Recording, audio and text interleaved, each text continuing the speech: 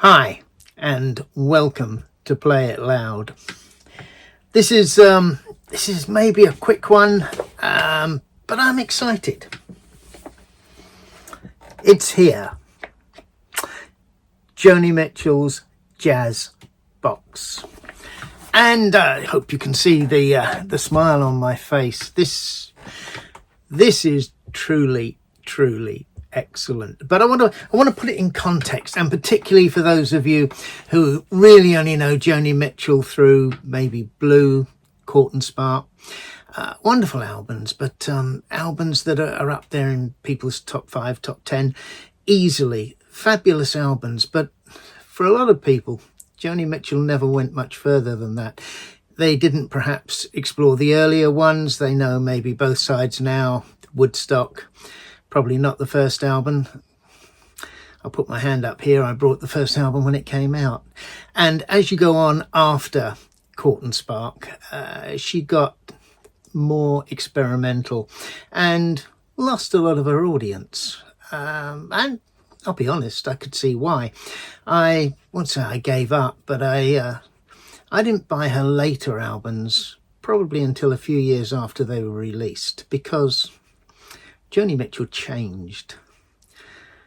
Now, for want of a better way of putting it, I'm very much back on board, because this is different. And I'm trying desperately hard to put this into context. Okay, Joni Mitchell Jazz.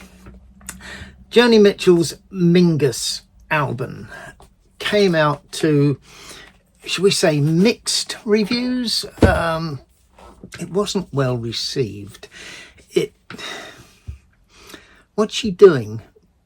Knocking around with a jazz player. She's a folk artist. She's a lyricist. She's a musician. She shouldn't be doing this. And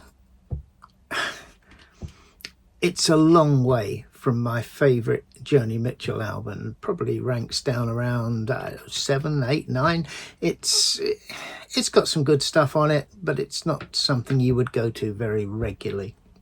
Well, certainly I wouldn't be going to it regularly. So why am I so excited about Joni Mitchell in jazz? Well, again, I'm going to try and put these things in context. Where did I put it? I'm a Joni Mitchell fan. I brought this even though I've got most of the albums. Now, for those of you who don't know, this was Love Has Many Faces, and Joni Mitchell was going to do, I think, music for a ballet.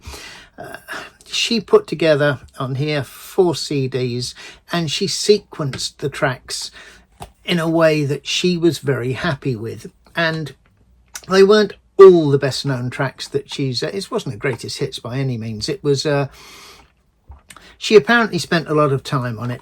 There's a really nice book inside explaining how she got to where she got to. I don't think it hangs together.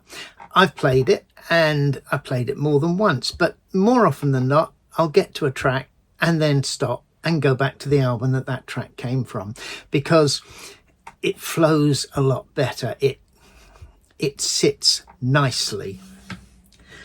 So we're coming back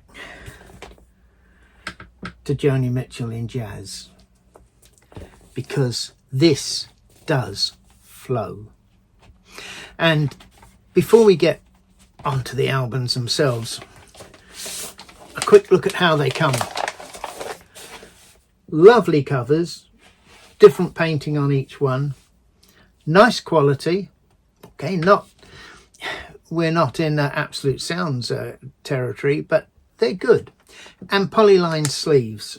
This is something that we should be grateful for.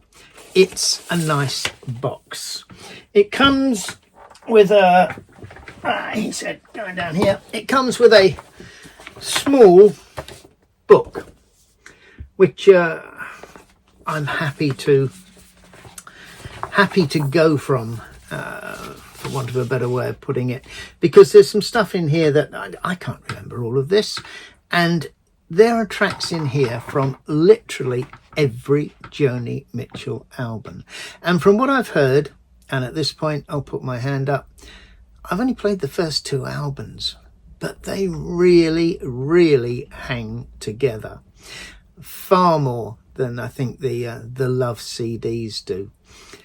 This album will cement Joni Mitchell as... A lot of people have said she's been up there with Bob Dylan as one of the greatest lyricists, songwriter, musicians of the 20th century. This album will cement that.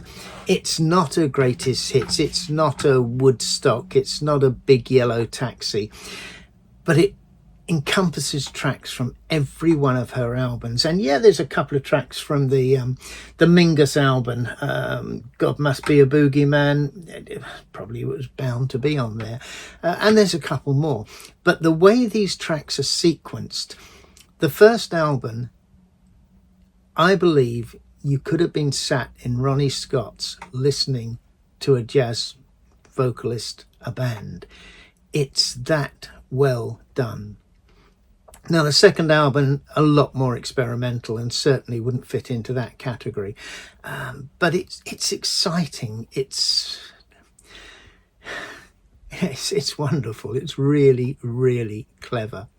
And I'm going to put in a request here. For those of you who are still not, how can I put it? You're still not convinced. You're not going to, it's expensive. It's not cheap. Can I suggest go back to Joni Mitchell's original recording of Both Sides Now. I think it's on her second album. Sorry, I forget. She recorded it when she was 22, 23, certainly when she was in her 20s, when she was relatively young. And of course, she recorded it again a year ago, 2 years ago at Newport, when she came out of retirement to do that live album.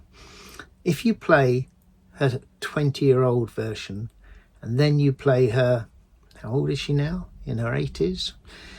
Play her 80s version. It's the same lyrics. It's a different song.